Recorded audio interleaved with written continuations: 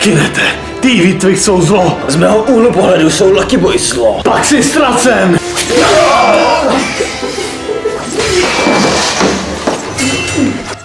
Je po všem, Skinete. Teď mám výhodu.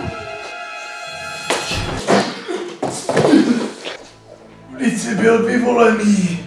Měl si ty výtvy zničit, ne se k ním přidat. Co to kurva vytahuješ?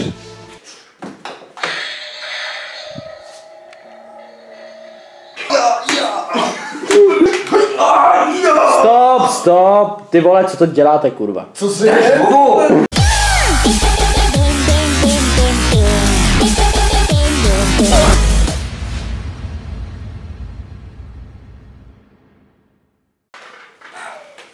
Oši, to bylo příšerný do prdele. Co má kurva za problém? Když jsme to natáčeli dobře, ty vole. Byli jsme dobrý, ty vole. Zabijem ho. Hoši, už to natáčíme rok, 2 roky, ty vole, chceme natočit jeden skurvený film, ale vy to prostě nedokážete. Jste na píču, kurva! No tak, teď už jsme skoro u konce, ty vole. Právě, ty vole, zabijem ho. Ty vole, fairplay, kurva. Ten nápad se dostal ty před 2 rukama, já jsem ti pochvídal scénář, ale ty to prostě nezvládneš. První scénář se zapálil, druhý se viděl do koše, třetí mi se žral pes a dále jara, kurva! Už to prostě nemá cenu s vámi 2, já to nemám náladu do píče. Že v tom hrajou peníze. No to sice ano, ale my už nemáme peníze 2 roky, všechny si utratil přeci. Cože?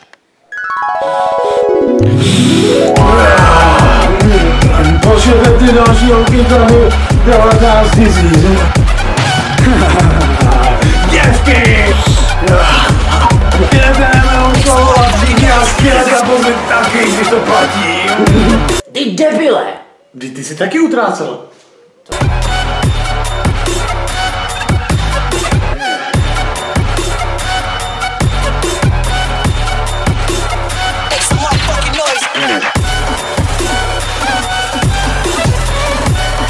To není pravda! Je mi to, kluci, je konec. Co se dá dělat? Tak počkat, vždyť to byl můj nápad natočit tenhle film. Teďkon budeš s náma natáčet. Je ti to kurva jasný? Jo, znajde. Takže jak se rozhodneš? Kurva! Já jsem si zničil záda. Tak pojď. Asi je konec, no. Přece neskončíme teďka, když už jsme tak blízko. Kde jsou vůbec ty scénáře?